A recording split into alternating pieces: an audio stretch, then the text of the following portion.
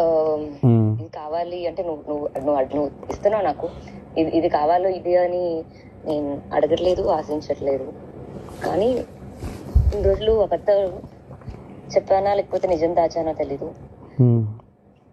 రెండు చేసా actually. Sorry. అందుకే ఇప్పుడు ఏం చేద్దాం అంటున్నా నెక్స్ట్. నీకు నిజంగా తెలీదా?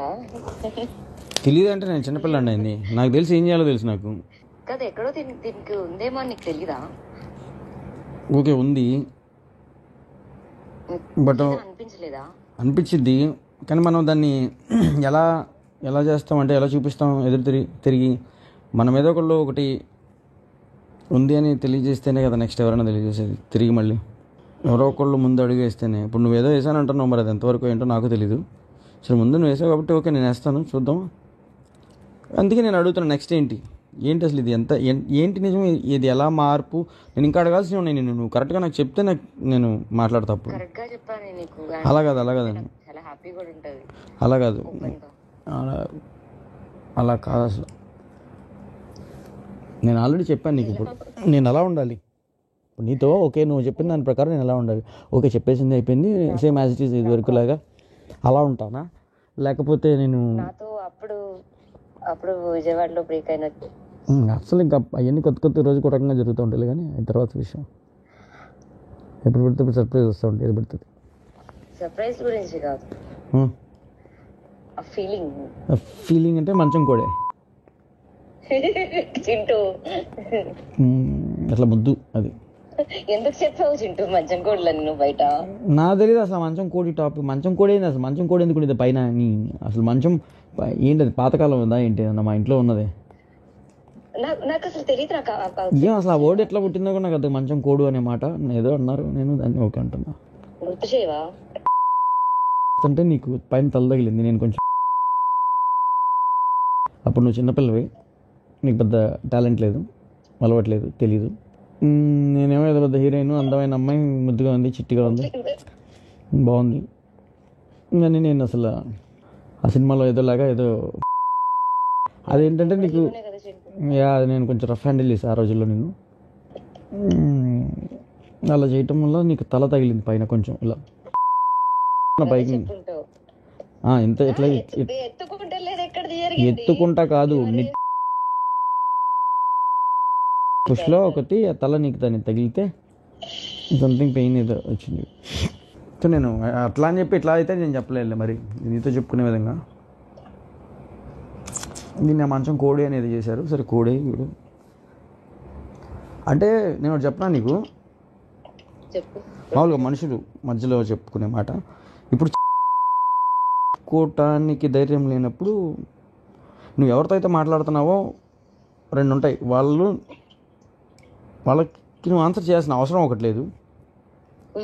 రెండోది నీకు ఇంకా ఎందుకు నువ్వు ఓపెన్గా లేనప్పుడు నీతో ఆ మనుషులు ఎందుకు? ఇప్పుడు సపోజ్ నేను ఒక మాట చెప్తా ఫస్ట్, ఇటన్నిటికన్నా ముందు నీకు నీతో నేను ఒకవేళ ఉన్నాను అనుకో, ఒక మాట చెప్తా నేను, అంటే ఇది అన్ని ఆఫ్టర్ అసలు దాటిపోయిన మాటలు వీటి గురించి, అంటే ఇంక చాలా తర్వాత మాట ఇది. నేను వచ్చాను హైదరాబాద్ నాకు అనుకో, నువ్వు నమ్మవేమో, నేను ఇందుకు నాకు కూడా చెప్తా, నువ్వు నమ్మవు, సర్ప్రైజ్ అవ్వచ్చు, షాక్ అవ్వచ్చు, ఏదైనా అనుకోకుండా జరిగిందో లేదా జరిగిందో. నేనైతే ఉన్న అసలు ఒక పాయింట్లో చెప్తా, అది తప్పో రైటో నేను జరిగింది. నేనున్నా అలాగే వాళ్ళతో కూడా చెప్పాను అలా కొన్ని విషయాలు. నేను కనపడటానికి అందరితో ఉన్నట్టు కనపడ చాలామంది చాలా చెప్తారు మన గురించి, మొత్తం లిస్ట్ అసలు అబ్బో అని. బట్ అలా అని చెప్పి అందరితో అన్నీ అట్లా అంత దూరం తీసుకెళ్ళాను. అలా తీసుకెళ్ళాను అయితే అన్ని రోజులు మీ ఇంట్లో ఉండి నిన్ను అలా హిందూ ఉందని నాకేం భయం కాదు, లేకపోతే హిందూ ఉందనేది సంథింగ్ ఇది కాదు. And Hindu knows very well, Nandana కూడా తెలుసు నీ గురించి నా గురించి జరిగిన. సో నేను అందుకే ఏదైనా నేను ఓపెన్గానే అడుగుతాను, ఏంటి మనం నెక్స్ట్ ఏంటి అనేది. అంటే నేను ఇప్పుడు చెప్పుకోకూడదు అంటే ఫస్ట్ ఒకటి నేను క్లారిటీ ఇస్తాను. ఏదో చెప్పి ఇంకొకరి సంసారంలోనో లేకపోతే ఇంకొకరి దాంట్లోనో ఇబ్బంది పెట్టి ట్రబుల్ పెట్టే మనిషిని కాదు నేను. ఇప్పుడు నేను డైరెక్ట్లీ ఆర్ ఇండైరెక్ట్లీ నేను ఎందుతో కూడా ఎప్పుడు మాట్లాడలే ఇలాంటి టాపిక్.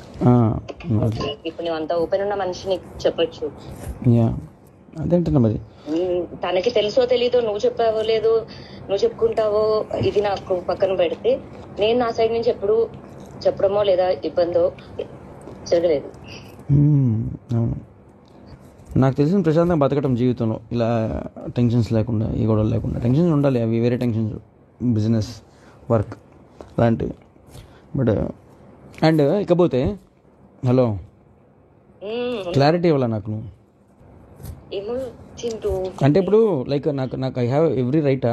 ఇప్పుడు నేను నిన్ను కలిస్తే నేను నీతో ఎలానే ఉండగలుగుతానా? అది చేయబట్టుకున్నాడు నీ మళ్ళీ కూరగా ఉంటుందా? లేకపోతే అరే మనం ఇన్ని రోజులు ఇలా ఉన్నాము, అలా షడన్ ఇంటర్ మీద పడుతున్నా, లేదా ముద్దు పెట్టా, లేకపోతే ఇట్లా ఉంటాయా? నేను అన్నీ నేను ఎలా ఉండాలి, ఎలా బిహేవ్ చేయాలి ఇక్కడ నుంచి? ఇప్పుడు ఇప్పుడు మామూలుగా అడుగుతావు నువ్వు, మామూలుగా అడుగుతావు నువ్వు ఇప్పుడు, అరే నీకు ఎప్పుడు అనిపించదా, లేకపోతే కనిపించలేదా, లేకపోతే నేను ఇలా ఉన్నా అని తెలియలేదని కార్లో కూర్చున్నప్పుడు. ఇప్పుడు నువ్వు అడిగావు ఇందాక, ఎప్పుడు అనిపించలేదా నీకు తెలియలేదా, నాలో ఇలా కనపడలేదా నేను నిన్ను ఇలా అని. కార్లో కూర్చుంటావు పక్కన, పట్టుకోవాలి, ఎక్కడ పట్టుకోవాలో తెలియదు, ఏం పట్టుకోవాలో తెలియదు. ఆ చెయ్యో గియ్యో ఇట్లా నొక్కటం, గిచ్చటం, నువ్వు ఇలా కొట్టడం, ఇంకవే నాకు తెలిసినవి. ఇంకదే నేను నీకు చూపించగలిగేది. అంతమించి నేను ఎప్పుడు కదిలించను. నేను అంతే ఉంది, ఆపుకుని ఉన్నాం అంతే. మంచో చెడు, మంచి కోసమే, చెడు కోసమే కదా. సరే ఏంటి మరి, ఎప్పుడు చేద్దాం?